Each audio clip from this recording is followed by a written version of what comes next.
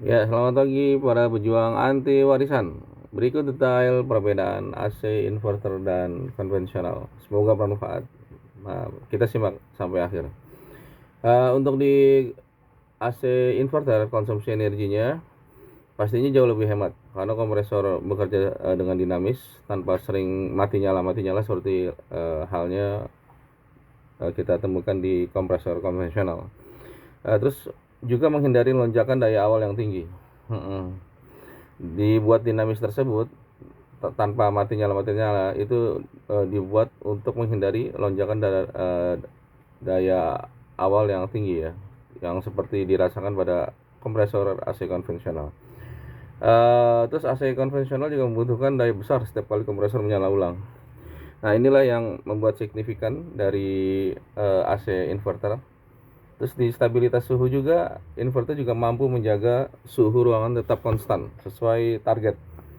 Jadi dia berhasil sesuai ekspektasi, sesuai targetnya. Kalau konvensional menyebabkan suhu naik turun, dingin berlebih saat nyala, hangat saat mati. Jadi pada saat dia cut off condition adalah posisi di mana suhu sudah tercapai, indoor memerintahkan outdoor untuk mati. Nah, itu hangat ya. Nah, dinginnya berlebih kalau lagi nyala. Nah, tapi kalau inverter dia tidak ya. Dia nggak ada mati nyala, konstan aja suhunya. Nah, itulah ya menariknya di inverter. Terus kecepatan pendinginan saat dinyalakan itu AC inverter bisa mencapai suhu targetnya lebih cepat. Akselerasinya lebih cepat. Karena di situ ada teknologi yang mendukung untuk akselerasi menjadi lebih cepat. Uh, Inverter itulah salah satunya teknologi yang mendukung untuk akselerasi lebih cepat.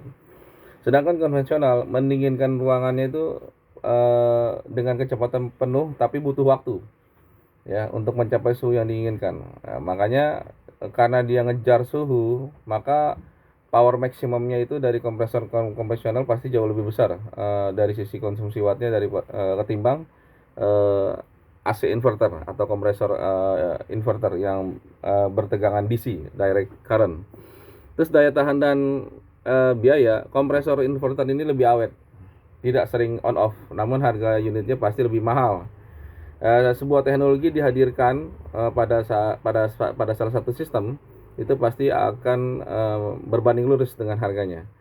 Ya, konvensional lebih murah di awal, tetapi biaya listrik bulanan menjadi tinggi. Jadi kalau kompresornya itu kalau di inverter mahal di investasi, tapi secara daily murah. Nah, ini kebalikannya.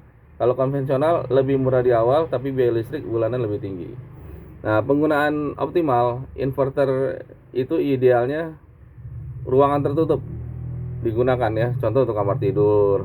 Nah, kalau konvensional dia lebih cocok untuk ruangan yang jarang digunakan atau sebentar saja. Misalnya di koridor-koridor, ruang tamu, ruang keluarga.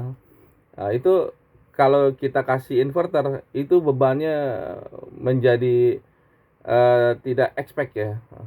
Jadi saya sarankan kalau untuk penggunaan AC inverter cocoknya di ruangan tertutup, closed room ya, kayak kamar tidur dan sejenisnya. Tapi kalau untuk ruangan terbuka disarankan untuk yang konvensional, yang jarang-jarang di mana orang itu di situ, misalnya ruang keluarga, ruang tamu ya. Jadi cukup hanya sekedar dingin saja. Nah, jadi saran saya bijak untuk memilih tipe AC berdasarkan kebutuhan dan ruangannya ya.